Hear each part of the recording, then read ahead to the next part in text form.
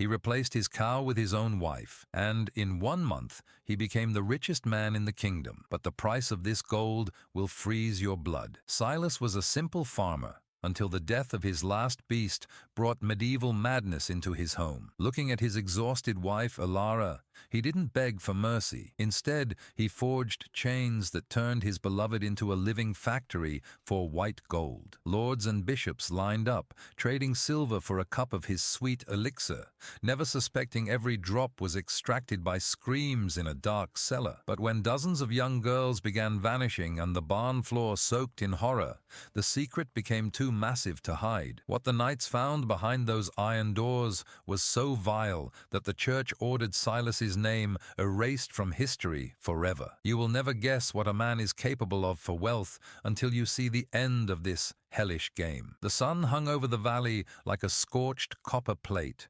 draining the last drops of life from the cracked earth of the farm. Silas stood in the center of the yard, his boots sinking into the dry rot of the soil, watching his only hope for survival collapse. His cow, Bess, the last living asset he owned, let out a wet, rattling groan. Her legs buckled, and 400 kilograms of meat and bone hit the mud with a sickening thud. Silas didn't move. He watched the dust settle around the dying animal, his knuckles white as his nails dug into his palms until 4 beads of blood appeared. For 12 years, he had been a slave to this land, giving 70% of every harvest to the local lord. And now, with the drought turning the wheat into golden ash, this death was a final sentence.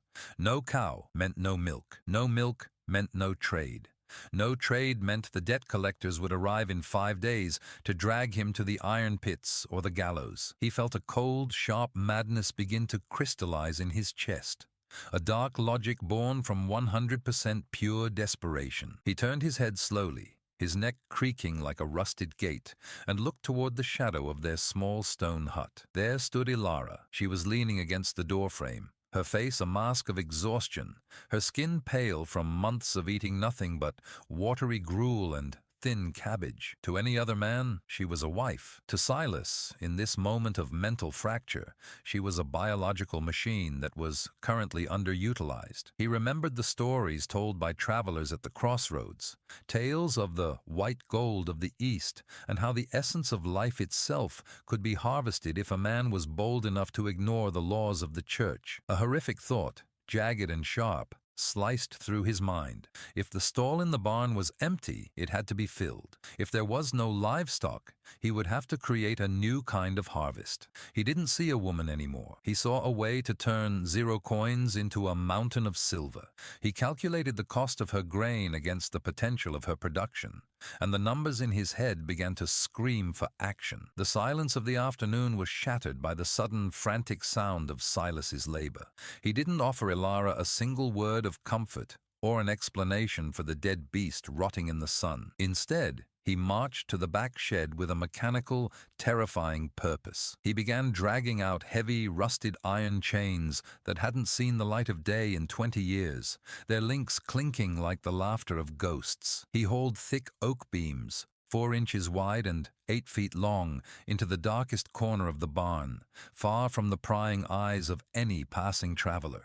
Each strike of his hammer against the wood sounded like a heartbeat in a tomb, echoing 3 times across the empty, desolate fields. Elara watched from the distance, her heart hammering at 110 beats per minute, unable to comprehend the transformation taking place in her husband. He was building a cage, but it wasn't for an animal. He reinforced the timber with iron bolts, creating a frame designed to hold a weight that would struggle, a weight that would scream, a weight that had to be kept in place at all costs. As the sun dipped below the horizon, painting the sky in the color of bruised plums and dried blood, Silas finally emerged from the barn. His eyes were bloodshot, reflecting a flickering, unstable light that bordered on the demonic. He didn't ask. He commanded with a voice that had lost all warmth. He grabbed Elara by the arm, his grip so tight that it felt like her bones might snap under the pressure of his calloused fingers. He dragged her toward the barn, the scent of the dead cow outside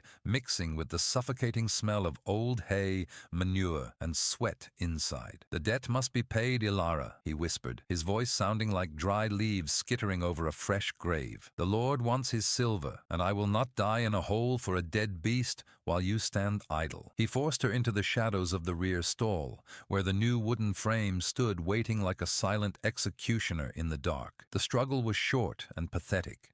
Elara was too weak from hunger and shock to fight the sudden explosive strength of Silas's madness. He worked with the efficiency of a seasoned butcher, snapping the iron shackles around her wrists and ankles. The cold metal bit into her skin, 2 inches of rusted iron separating her from freedom and her humanity. He stepped back, the single candle in his hand casting a long, monstrous shadow against the barn wall that seemed to grow until it swallowed the entire room. He began to arrange the ceramic jars and the crude leather tubes he had fashioned from old bellows. He was setting up a system of collection, a refined way to extract the elixir that he would sell to the desperate and the wealthy alike. He told himself it was for survival, but as he looked at the first jar, he knew it was for power. He was no longer a farmer.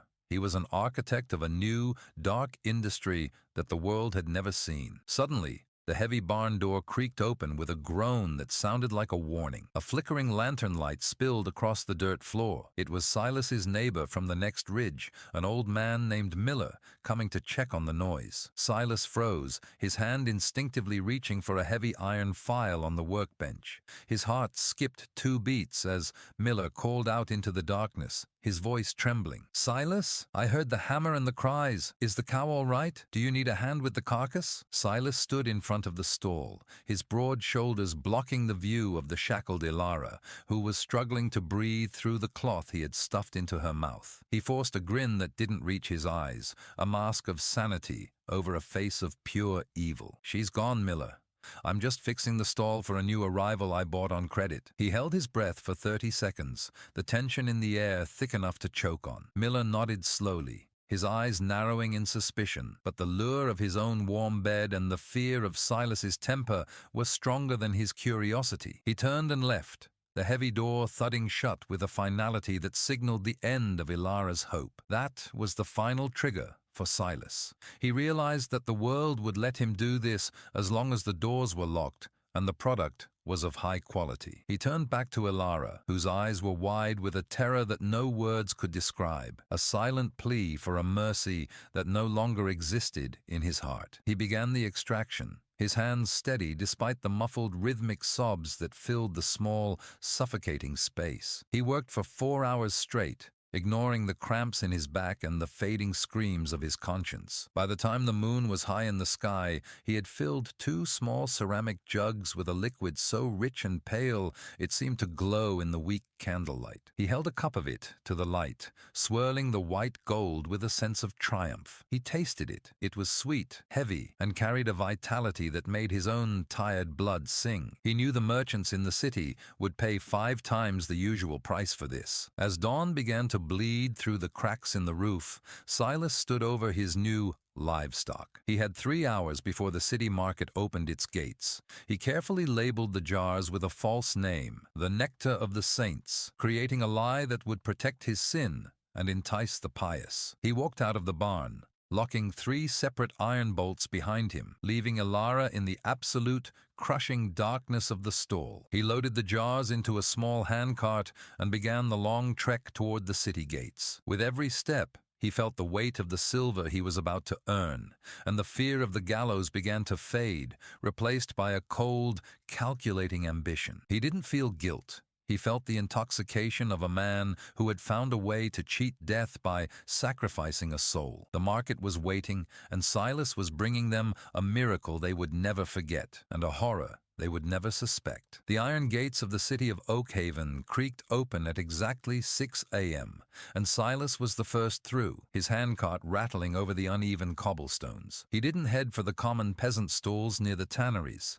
He pushed his way toward the high market, where the wealthy merchants and the clerics of the great cathedral gathered. His heart was hammering at 95 beats per minute, but his face was a mask of cold stone. He set up a small table, draped it with a clean linen cloth he had stolen from Elara's wedding chest, and placed the 2 ceramic jugs in the center. He didn't shout like the other vendors.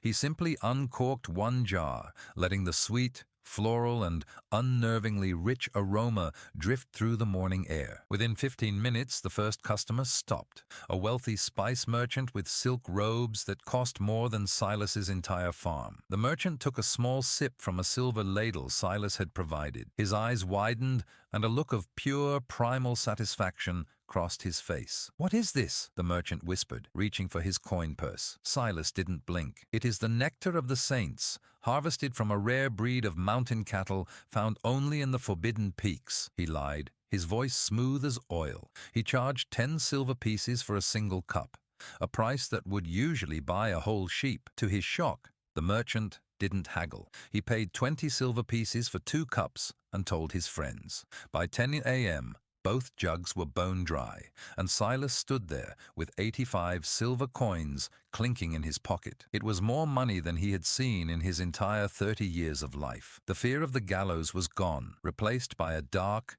intoxicating hunger. He returned to the farm, not with a sense of relief, but with the eyes of a wolf. He didn't go to the house to eat or rest. He went straight to the barn. The air inside was thick and hot, smelling of Elara's sweat and the copper tang of the iron chains. She was slumped in the wooden frame, her hair matted against her forehead, her eyes glassy from 12 hours of confinement and exhaustion. Silas didn't offer her water or a kind word. He stood before her and emptied the bag of silver onto a wooden stool. The 85 coins spilled out, gleaming in the shafts of light that pierced through the roof. "Do you see this, Elara?" he hissed, his voice trembling with greed. "This is what you are worth now. This is our salvation." He looked at her, not as his wife, but as a golden goose that needed to be fed just enough to keep producing. But greed is a poison that works fast. As Silas sat in the dim light, counting his silver for the 4th time, he realized that 2 jugs were not enough. The merchants wanted more. The monks from the monastery had sent a messenger asking for a gallon of the nectar for their upcoming feast. One woman was not a business. She was a bottleneck. He looked at Elara's trembling form and realized she was already hitting her physical limits. If he pushed her harder, she would break, and the silver would stop flowing. He needed to expand. He needed a herd. He spent the next 2 hours pacing the barn, his shadow flickering 10 feet high against the walls. He began to sketch a plan on the dirt floor with a stick, a plan for 5 more stalls, 5 more sets of chains, and a ventilation system to hide the cries of his future resources. The sun was setting on the 2nd day when Silas decided to take action. He knew of a group of young women who worked as seasonal harvesters in the neighboring valley, orphans and runaways with 0 family to look for them if they disappeared. He climbed into his cart, but this time he didn't bring jugs of milk. He brought a heavy club, a roll of thick hemp rope, and a bottle of wine spiked with a potent sleeping draught he had bought from a back-alley apothecary in Oakhaven. He drove the cart toward the forest trail that the girls used to return to their camp. His mind was no longer calculating taxes. It was calculating yield per unit. He was 100% committed to the horror he had started. He waited in the shadows of the great oak, where the trail narrowed. Soon he heard the sound of laughter and tired footsteps. 3 girls were walking together, their arms full of wildflowers and bundles of wheat. Silas stepped out from behind a tree, putting on his best kind farmer persona. "Forgive me, ladies," he said, bowing low. "My cart has a broken axle, and I am too old to lift it alone. I have wine and bread for anyone who can spare a moment to help." The girls, tired and unsuspecting, followed him into the deeper brush where he had hidden his cart. They saw the wine and reached for it, thirsty from the day's labor. Within 10 minutes, the spiked drink took effect. 2 girls collapsed into the tall grass, their breathing heavy and rhythmic. The 3rd girl, a tall, strong woman named Ruth, realized something was wrong just as Silas reached for his club. She tried to run, but her legs were leaden from the drugged wine. Silas didn't hesitate. He swung the club,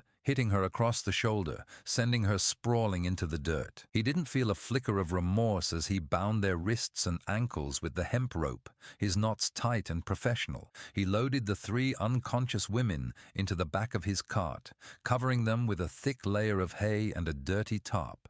He was 2 miles from his farm, and the moon was rising, casting a silver light over his grim cargo. He felt a surge of triumph. His production capacity had just quadrupled. When Silas arrived back at the barn, he worked through the night like a demon. He dragged the 3 new women into the hidden stalls he had prepared. He replaced the hemp rope with iron shackles, the sound of the hammers ringing out 20 times into the cold night air. By 4 a.m., the barn was no longer a place for animals. It was a factory of human misery. 4 women were now chained in the dark, including his wife. He stood in the center of the room, the smell of fear and ozone heavy in the air, and looked at his handiwork. He had 5 days until the tax collectors came, but he wouldn't be paying them in grain. He would be paying them in the coins of a king. He closed the barn door and turned the 3 locks, the sound of the bolts sliding home echoing like a final judgment. By the end of the first month, the forest trail leading past Silas's farm had earned a reputation for being cursed. 7 young women, mostly travelers and orphans with 0 ties to the local villages, had vanished without a trace. The local peasants whispered about wolves or forest spirits, but Silas knew the truth was much more profitable. Inside the barn, the air was now a thick, suffocating fog of misery and heat. He had expanded the underground cellar, digging out a network of 6 cramped stone cells hidden beneath the floorboards of the granary. Silas moved with a new, arrogant stride.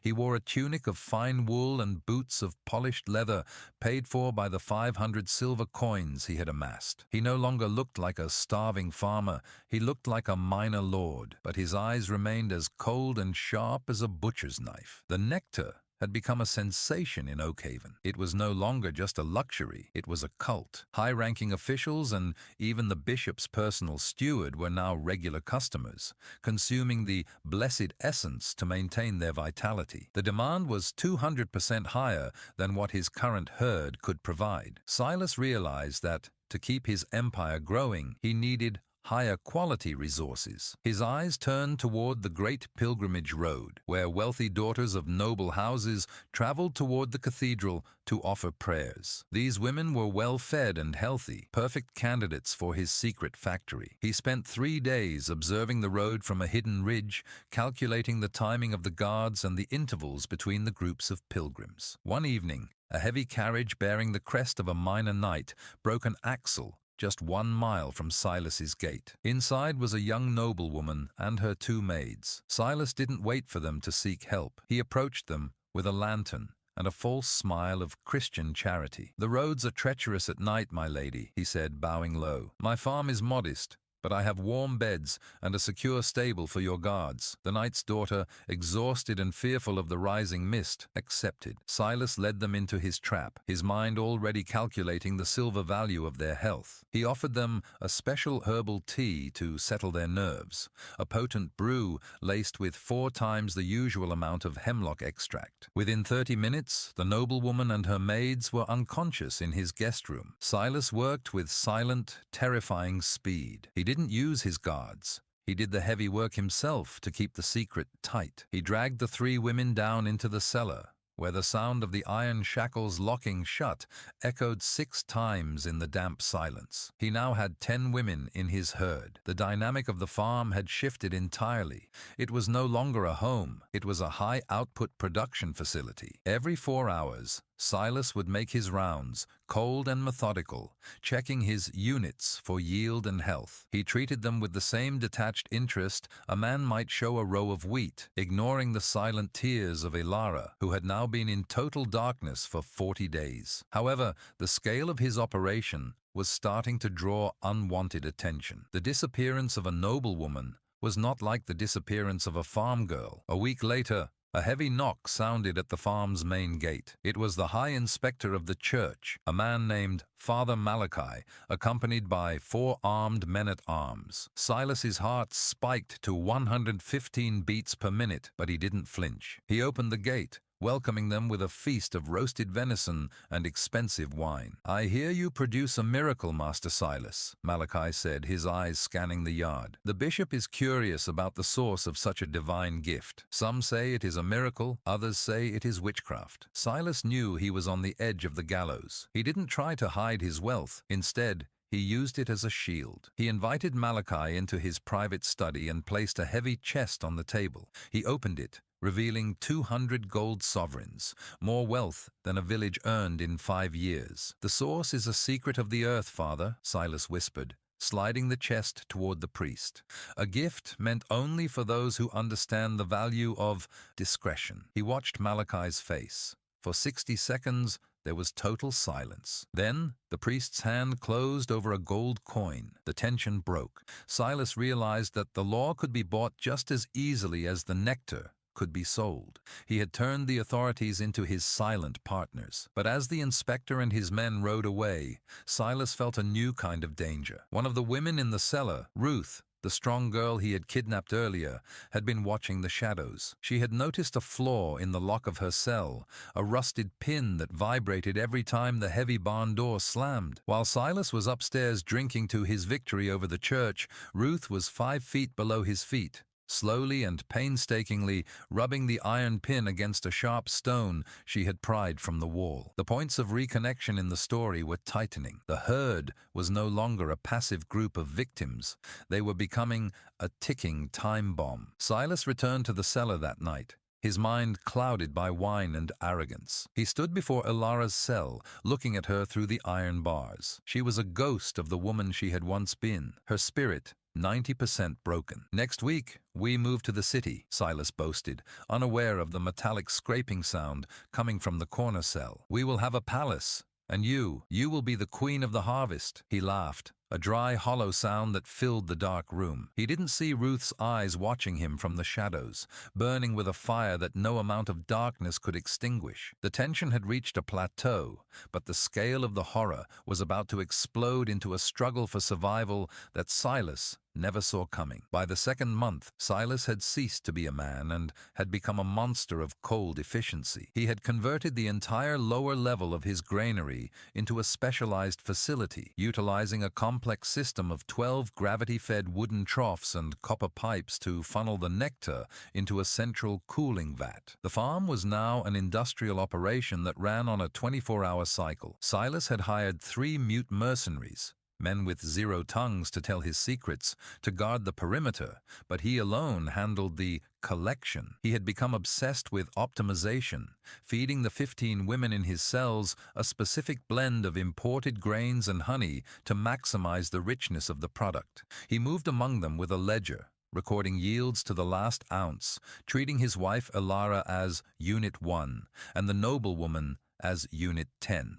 The psychological atmosphere in the cellar was a heavy, suffocating weight. To prevent the women from speaking, Silas had installed heavy iron gags on 80% of them, leaving only their eyes to communicate the horror of their existence. He had grown fat and decadent, his belly straining against silk tunics, his fingers adorned with 5 gold rings. He spent his nights in the study above, calculating that his current inventory was worth 2,000 gold sovereigns on the black market of the capital. He was no longer satisfied with Oakhaven. He wanted to supply the royal court itself. He began to plan the replacement of Elara, whose health was failing at a rate of 15% per week, looking at her not with pity, but with the frustration of a merchant holding a damaged crate of fruit. However, beneath the floorboards, a silent rebellion was festering. Ruth, the girl Silas had underestimated, had successfully loosened the rusted pin in her shackle. She had spent 20 nights working in total silence, using the sound of the overhead grain mill to mask her scraping. She didn't just plan her own escape, she was a leader. Every time Silas left the room, Ruth would use a series of rhythmic taps on the stone walls, a 3-beat code, to signal the others. She had discovered that the noblewoman, Unit 10, had a hidden hairpin sewn into her silk bodice that Silas had missed. Through a desperate 2-hour-long reach through the bars during a shift change, Ruth managed to retrieve the small piece of metal. It was the only weapon they had, but in Ruth's hands, it was a key to a massacre. The tension reached a new peak when Silas brought a guest to the farm, a dark alchemist from the city who promised a way to double the yield through chemical stimulation. Silas, blinded by 100% pure greed, allowed the man into the cellar. As they walked past the cells, the alchemist pointed to Ruth. "This one has too much fire in her eyes," he warned, his voice a low hiss. "A resource with a will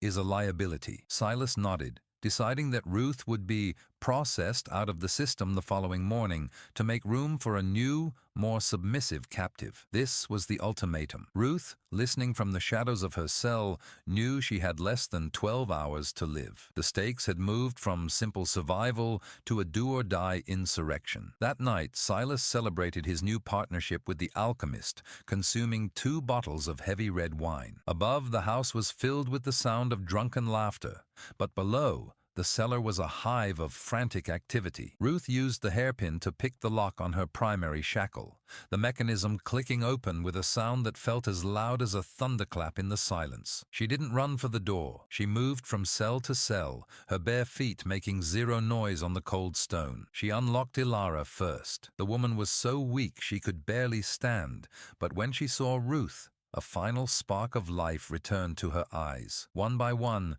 15 women were freed from their chains, standing in the dark like a ghostly army of vengeance. They had no swords, no shields, and zero armor, but they had the collective rage of months of torture. Ruth armed them with the very chains that had bound them, and the heavy copper ladles Silas used for the harvest. They huddled by the cellar stairs, waiting for the precise moment when the guards changed shifts at 3 a.m. The dynamic had completely flipped. The prey was now the predator. Ruth held the iron pin in her hand, her knuckles white, her heart beating a steady 130 beats per minute. She looked at the 14 women behind her, their faces gaunt, but their resolve 100% solid. They weren't just escaping a farm. They were tearing down a nightmare. Suddenly, the heavy oak door at the top of the stairs creaked open. It was one of the mute guards, coming down to check the units before his shift ended. He stepped into the darkness, his lantern casting a long, swinging shadow. He didn't see the women tucked into the alcoves. He only saw the empty shackles in Ruth's cell. As he opened his mouth to let out a silent gasp of alarm, Ruth leapt from the shadows. The struggle was fast and brutal. 4 women piled onto the guard, dragging him to the floor before he could reach for his horn. They didn't use blades, they used their hands and the weight of their hatred. 60 seconds later, the guard was dead, and Ruth held the keys to the main gate. The path to the surface was clear, but the greatest danger lay ahead. Silas and the alchemist were still upstairs, and the 2 remaining guards were patrolling the courtyard with crossbows. Ruth turned to the women, her voice a fierce whisper. "We move as one. If we stay together, we live. If we scatter, he hunts us down. Like dogs." They began the ascent, the cold night air of the barn beginning to replace the stale rot of the cellar. This was the moment of maximum scale, the transition from a hidden secret to an open war. The cliffhanger was set. As they reached the barn door, the alchemist's dog began to bark, a piercing sound that shattered the silence of the night and alerted the monster in the house above. The piercing bark of the alchemist's hound sliced through the night like a blade. Inside the manor, Silas bolted upright, the wine-induced fog in his brain clearing instantly. He reached for the heavy crossbow hanging above the hearth, his heart pounding at 140 beats per minute. Below in the courtyard, the 15 women froze for a split second. Ruth didn't wait. "Run for the tree line," she hissed, pushing Elara toward the eastern gate. The silence of the farm exploded into a cacophony of shouts and the heavy thud of boots on wood. The 2 remaining mute guards appeared on the balcony of the granary, their crossbows leveled. A bolt hissed through the air, missing Ruth's head by 3 inches and thudding into the barn door. The hunt had begun. The women scattered across the open field, their white shifts making them easy targets in the moonlight. Silas roared from the balcony, a sound of pure animalistic rage. "Bring them back! Kill the noble woman if you must, but bring the others alive!" He realized that if even one woman reached the village, His empire, his gold, and his life were forfeit. He leaped onto his black stallion, his 250-pound frame straining the animal as he galloped into the tall grass. The dynamic had shifted into a terrifying game of predator and prey. The women had a 200-yard head start, but Silas and his guards had the speed of horses and the reach of steel. Ruth led a group of 5 women toward the Blackwash River, knowing the water would mask their scent from the hound. Elara was stumbling, her lungs burning with zero oxygen left to give, but Ruth refused to leave her. Behind them, they could hear the rhythmic hoofbeats of Silas's horse getting closer. 100 yards, 80 yards, 50 yards. Suddenly the hound caught up, its teeth snapping at the heels of the noblewoman. Unit 10. Without thinking, the noblewoman swung her heavy collection ladle, striking the beast across the skull with a sickening crack. The dog yelped and fell, but the delay was fatal. Silas was upon them. He leveled his crossbow and fired. The bolt struck the noblewoman in the thigh, sending her tumbling into the mud. Silas didn't stop to capture her. He rode past, his eyes fixed on Ruth and Elara. He swung a heavy weighted net, a tool he used for catching runaway livestock, and it tangled around Elara's legs. She went down with a cry of despair. Ruth stopped, turning back with the iron shackle pin clutched in her fist. For 10 seconds, she stood her ground against the charging horseman. Silas sneered, pulling his sword. "You think you're a hero, girl? You're nothing but a bottle of silver to me." He swung the blade, but Ruth dived into the high grass, the steel whistling inches above her spine. The tension reached a breaking point at the edge of the river. The other 10 women had already plunged into the icy current, struggling toward the far bank. Ruth managed to crawl to Elara, frantically trying to untangle the net, but Silas had dismounted. He walked toward them, his shadow looming 12 feet long against the fog. "I've spent 2,000 gold on this facility," he growled, his face twisted in a mask of greed. "I will burn this entire valley before I let you ruin me." He raised his sword for a final blow,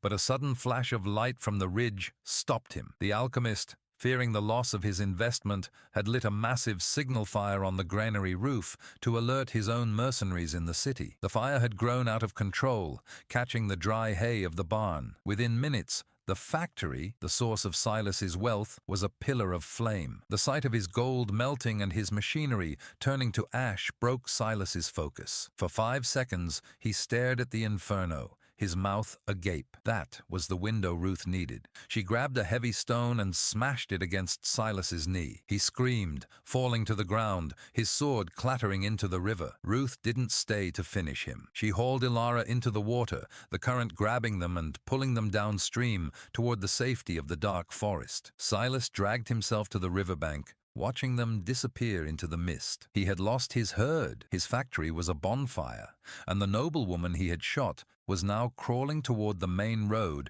where a royal patrol was known to pass at dawn. The scale of the disaster was 100% total. Silas stood alone in the mud, the heat of his burning empire at his back, knowing that by sunrise he would be the most wanted man in the kingdom. The dawn did not bring warmth to the valley. It brought the cold, rhythmic thundering of 20 armored horses. The royal patrol, alerted by the noblewoman who had crawled to the crossroads, arrived at the farm just as the last embers of the granary collapsed into a heap of blackened timber. Silas sat in the middle of the courtyard, his silk clothes caked in ash and dried blood, staring blankly at the ruins of his empire. He had 0 gold left in his pockets, only a single, melted silver coin he had found in the debris. When the captain of the guard saw the remains of the underground cellar and the rusted shackles still bolted to the stone walls, he didn't even offer Silas a trial. The evidence of the nectar factory was written in the scars of the 15 women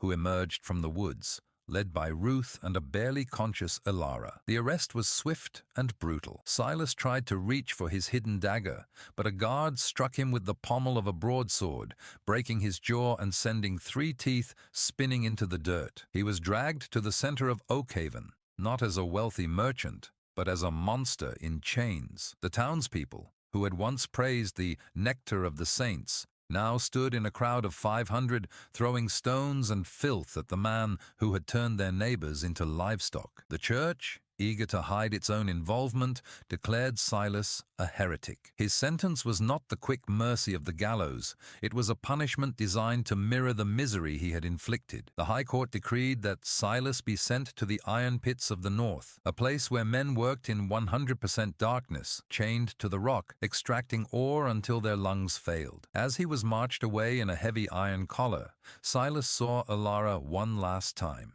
She stood on the steps of the cathedral, supported by Ruth. Her eyes, once filled with terror, were now as cold and hard as the coins Silas had once worshipped. She didn't say a word. She simply watched as the man who had replaced her with a beast was led away to become a beast himself. He was no longer Master Silas. He was Unit 402, a nameless resource in the king's mines. The farm was declared cursed ground by the bishop. 3 days after the arrest, a group of 10 stonemasons arrived to dismantle every remaining wall, ensuring that not one stone remained atop another. They salted the earth so that 0 crops would ever grow there again. The nectar that remained in the city was seized and poured into the sewers, its sweet scent lingering in the air for weeks, as a sickening reminder of the cost of greed. The noblewoman's family paid for the recovery of the victims, but the psychological scars remained 100% permanent. Most of the women joined a secluded convent, taking a vow of silence to match the one Silas had forced upon them. Ruth, however, did not seek the shadows. She used the small reward given by the crown to open a refuge for orphans and runaway girls at the edge of the forest. She ensured that the trail was guarded by 4 men-at-arms at all times, turning the site of the kidnappings into a place of protection. She kept the iron shackle pin she had used to free the women, hanging it above her hearth as a reminder that no cage is ever truly unbreakable if the heart inside it remains defiant. The legend of the farmer of white gold became a ghost story, told to children to warn them of the soul-rotting power of silver. In the deep, lightless tunnels of the iron pits, Silas spent his final years chained to a wall, his hands calloused and bleeding as he swung a pickaxe for 14 hours a day. Every time he heard the clink of the chains, he remembered the sound of the hammers in his barn. He died in the dark, forgotten by the world, his body thrown into a nameless pit with 100 other broken men. The story of his rise and fall serves as the ultimate warning. In the pursuit of wealth, the first thing a man usually loses is his own humanity.